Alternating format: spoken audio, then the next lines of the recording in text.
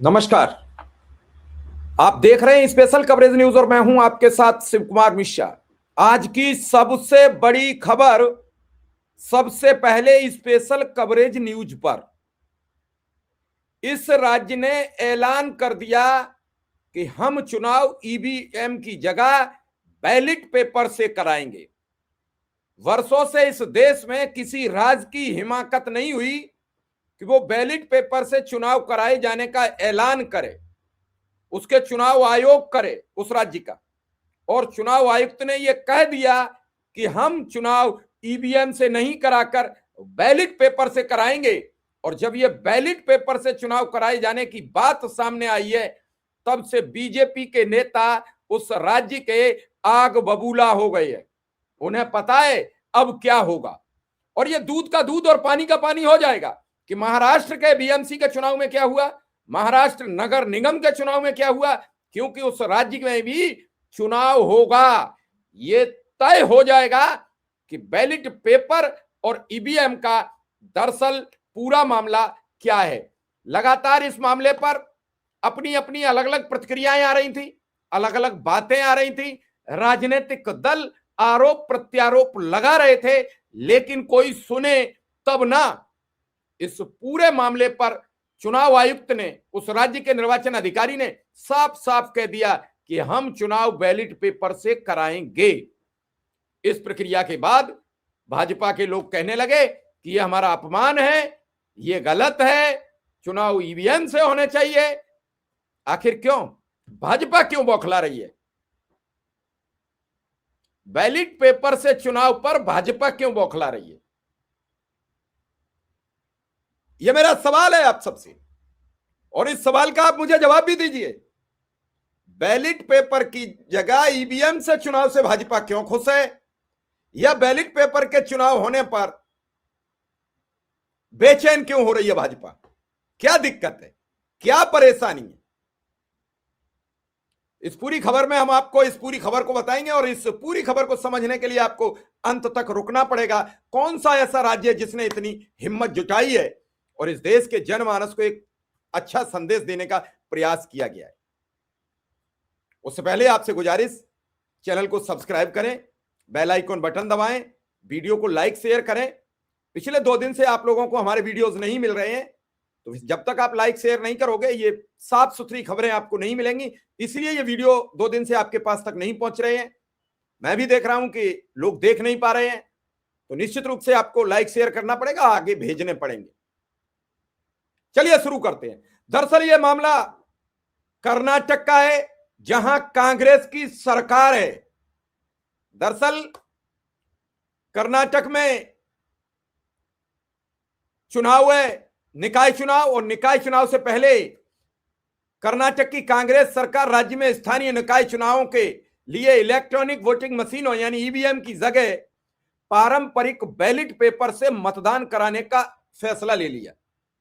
इससे राज्य में राजनीतिक तापमान बढ़ गया। राज्य चुनाव आयोग यानी एसईसी, स्टेट इलेक्शन कमीशन ने हाल ही में यह घोषणा कर दी। राज्य चुनाव आयोग ने जब यह घोषणा की कि ग्रेटर बेंगलुरु अथॉरिटी के तहत आने वाली 5 शहर निगमों के चुनाव मई 2026 के बाद बैलेट पेपर से होंगे, ना कि ईवीएम से। यह फैसला कांग्रेस सरकार की सिफारिश के आधार पर हुआ, जिसने ईवीएम की विश्वसनीयता पर सवाल उठाते हुए बैलेट पेपर को पारदर्शी और भरोसेमंद बताया। जब यह ऐलान हुआ तो वहां विपक्ष में भाजपा है, इस कदम से एकदम आग बबूला हो गई। विधानसभा में विपक्ष के नेता आर अशोक ने इसे पूर्ण अपमान करार दिया।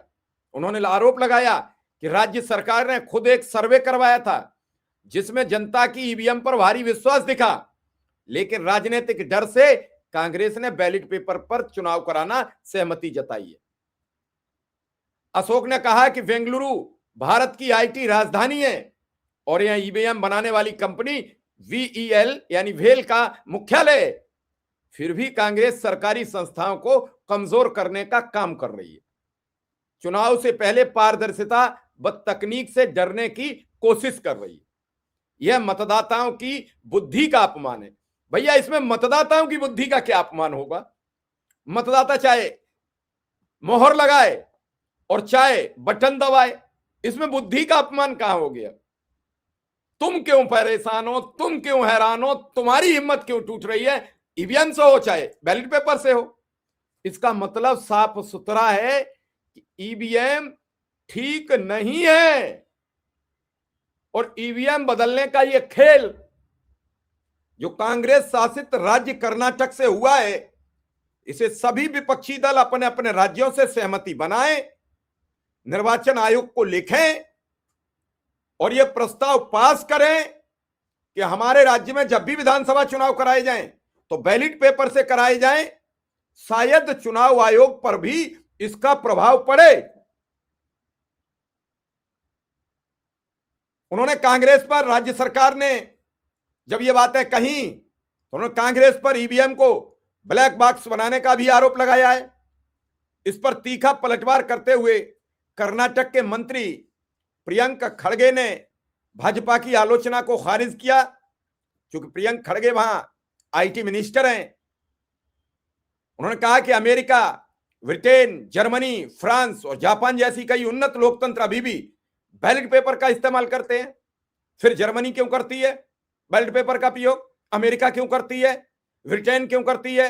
फ्रांस क्यों करती है? अरे जापान तो टेक्नोलॉजी में सबसे आगे है, वहां क्यों बैलेट पेपर का चुनाव होता है? क्योंकि वहां की जनता ने नकार दिया। वहां भी यही हुआ। उन्होंने जो सरकार चुननी चाहिए वो सरकार जब नहीं जीती तो वहां की जनता जागरूक थी, उसने सरेआम ऐलान कर दिया कि हम बैलेट पेपर से चुनाव से चुनी सरकार ही स्वीकार करेंगे। हमारे यहां एक अंधभक्ति है और अंधभक्ति का कोई इलाज नहीं है। जैसे अभी शंकराचार्य के साथ अपमान किया गया, अपमानित किए गए, तो एक वर्ग कह रहा है कि वो शंकराचार्य ही नहीं है। सरकार ने झट सीधे नोटिस थमा दिया, उन्होंने भी 8 पेज का नोटिस थमा दिया है। उनके समर्थन में 2 शंकराचार्य और उतर गए, यानी 4 में से 3 एक तरफ है। फिर भी उन्हें यह साबित करना पड़ रहा है कि हम शंकराचार्य हैं। पहले यह किसे साबित करने की जरूरत पड़ी? मुसलमानों को लगा कि साबित करना पड़ेगा। अब किसे? शंकराचार्य को। अब कौन बचाए? ईसाई पहले से फंसे पड़े हैं, सिख खामोश बैठे हैं, और कौन बचा?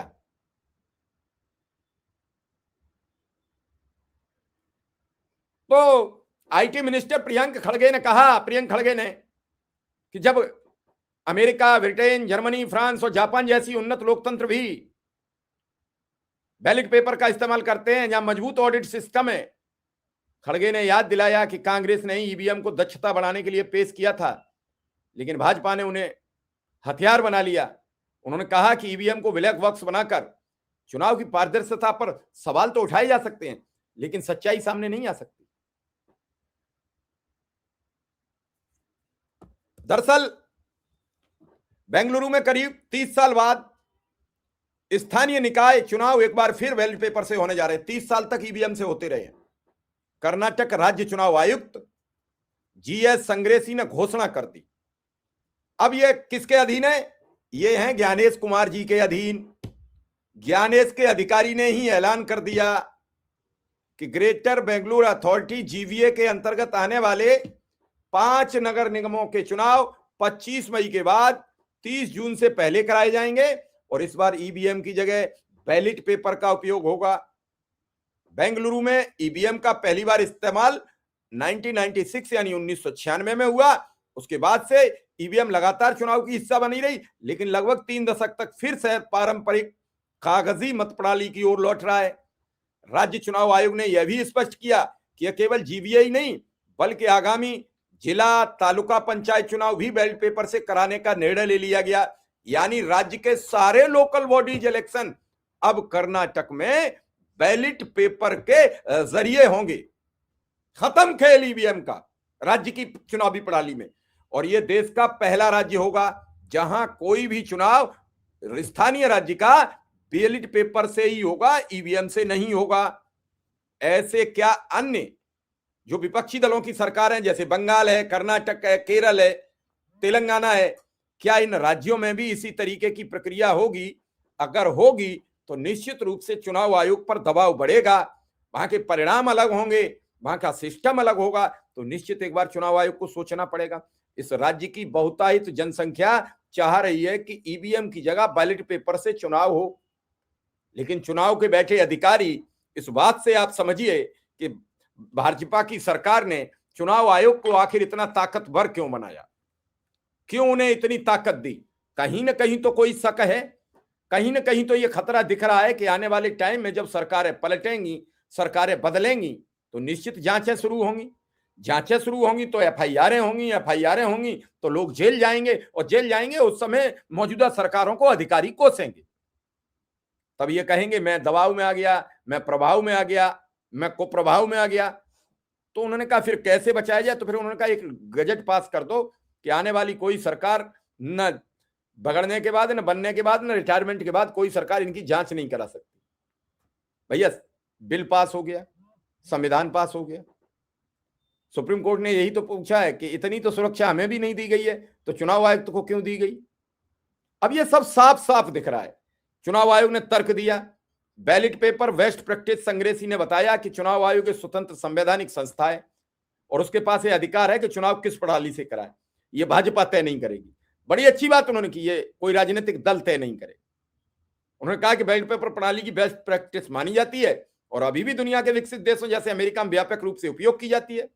उन्होंने यह भी जोड़ा, ग्रेटर बेंगलुरु अथॉरिटी एक्ट में स्पष्ट प्रावधान है कि चुनाव ईवीएम या बैलेट पेपर किसी भी विकल्प से कराए जा सकते हैं, इसलिए आयोग ने सभी पक्षों परिस्थितियों को देखते हुए बैलेट पेपर चुना है। चुनाव में धांधली वाले सवाल पर आयोग ने कहा कि ईवीएम की जगह बैलेट पेपर उपयोग पर छेड़छाड़ की आशंका उठाई गई है। इस पर संग्रेसी ने स्पष्ट कहा यह किसी भी तरह की धांधली की कोई गुंजाइश नहीं छोड़ी जाएगी। सभी मतदान केंद्रों पर सीसीटीवी निगरानी होगी, मजबूत पुलिस सुरक्षा और साफ सुथरे मतदान केंद्र सुनिश्चित किए जाएंगे। और उन्होंने दावा किया है अधिकारी समय पर फ्री और फेयर चुनाव कराने के लिए पूरी तरीके से तैयार रहेंगे। बेंगलुरु नगर निगम में चुनी हुई परिषद की अवधि 11 सितंबर 2020 को समाप्त हो गई थी और तब से शहर प्रशासकों द्वारा चलाया जा रहा है। सुप्रीम कोर्ट ने राज्य सरकार और चुनाव आयोग को निर्देश दिया है कि 30 जून तक हर हाल में पूरे किए जाएं, इसलिए मतदान तिथियों को एसएसएलसी और पीयूसी के परीक्षाओं के बाद तय किया गया है। अब इस आज की सबसे बड़ी खबर का जो सार है वो ये है, क्या इस तरीके की प्रक्रिया अन्य राज्यों में लागू होगी। आने वाले टाइम में यूपी में नगर निगम के चुनाव होंगे, नगर पालिका परिषद के होंगे, क्या उत्तर प्रदेश की सरकार भी ईवीएम की जगह बैलेट पेपर से चुनाव कराएगी। पिछली बार नगर निगम के चुनाव बैलेट पेपर से नहीं कराकर ईवीएम से कराए गए और सभी नगर निगमों में भाजपा का परचम लहरा गया। क्या इस बार फिर यही प्रक्रिया अपनाई जाएगी। क्या उत्तर प्रदेश की सरकार भी कर्नाटक सरकार से सीख लेगी कि टोटल निकाय चुनाव बैलेट पेपर से करा दिए जाए, दूध का दूध और पानी का पानी हो जाएगा। जो विधानसभा के चुनाव में आरोप लगते हैं वो आरोप लगना भी बंद हो जाएंगे। क्या यह प्रक्रिया अन्य राज्यों में अपनाई जाएगी। महाराष्ट्र में अपनाई गई होती तो दूध का दूध और पानी का पानी हो जाता, सारे आरोप प्रत्यारोप का दौर खत्म हो जाता। लेकिन बीजेपी शासित राज्यों में यह प्रक्रिया अपनाई नहीं जा सकती है। मैं चैलेंज के साथ कह रहा हूं कि भाजपा शासित एक भी राज्य इस प्रक्रिया को एडॉप्ट नहीं करेगा, स्वीकार नहीं करेगा। क्यों? इस क्यों का जवाब जनता के पास है और जनता जिस दिन चाहेगी उसी दिन भाजपा एडॉप्ट कर लेगी।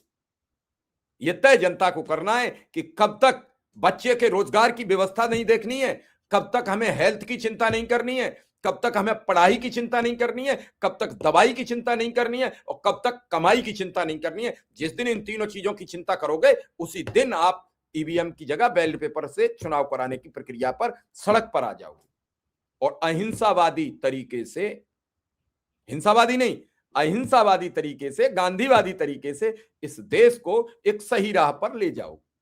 इंतजार आपका है, आप कब सुनोगे। लेकिन महाराष्ट्र कर्नाटक की सरकार ने एक चुनौती पूरे देश में प्रस्तुत कर दी है।